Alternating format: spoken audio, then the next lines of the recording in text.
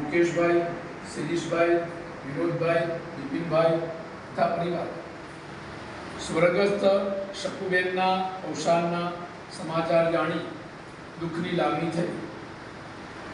તેમના અવસાનથી જે ખોટ વર્તાઈ છે એ કોઈ પણ રીતે પૂરી થઈ શકે તેમ નથી।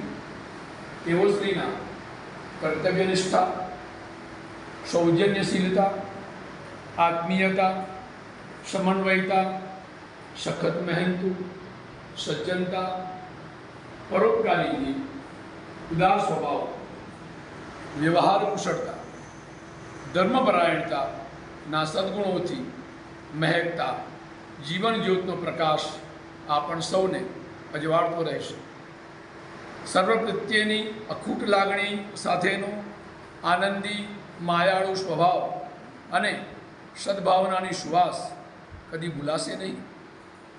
તેમના અવસાનથી આપણે સૌ વ્યથિત હોઈએ એ સ્વાભાવિક છે। મૃત્યુ એ અનિવાર્ય છે, પરંતુ કુટુંબના મૂવીની ગમે તે ઉંમરે ગેરહાજરી એ આખા કુટુંબના દરેક સભ્યને આઘાત આપે છે। સદગતના આત્મકલ્યાણ અર્થે આ સમયે તેમના સદગુણોનું ચિંતન કરીએ, પ્રભુના નામ સ્મરણ અને પ્રાર્થના કરીએ તથા જીવન મૃત્યુ વિશે થોડું ચિંતન કરીએ અને હળવા થઈએ। પરમ કૃપાળુ પરમાત્માને પ્રાર્થના કે સદગતના આત્માને સદગતિ તથા મોક્ષ પ્રાપ્ત થાય અને કુટુંબના દરેક સભ્યને આ આઘાત સહન કરવાની શક્તિ આપે એ જ અભ્યર્થના। ડૉક્ટર જગદીશ તથા સર્વ માનવ કલ્યાણ ટ્રસ્ટીગણ અને મંગલ જીવન પરિવાર નારદીપુરના જય શ્રી કૃષ્ણ।